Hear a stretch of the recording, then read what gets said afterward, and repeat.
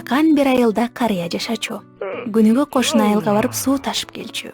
Бул кыйын иште ага ишенимдүү эшек жардам берер эле.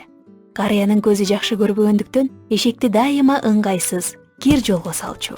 Күндөрдүн биринде эшек менен карыя адатынча сууга жөнөштү. Алар эч жакка шашпастан бара жатышты. Бир маалда эшек алдыда турган чоң көлчүктү көрүп, карыяны караса, ал бул нерсеге кабатырланбай эле бараткан экен. Анан ал өзү каалаган жакка басып, багытын өзгөртүүнү чечти. Көлчүккө жетип калганда, күтүүсүз жерден капталга суроо ачканда, карыя кир сууга кулап калды. Эшек көп күч аракет жумшоонун кереги жок экенине таң калып, абышканын ылайда калганын карап турду. Керемет болду.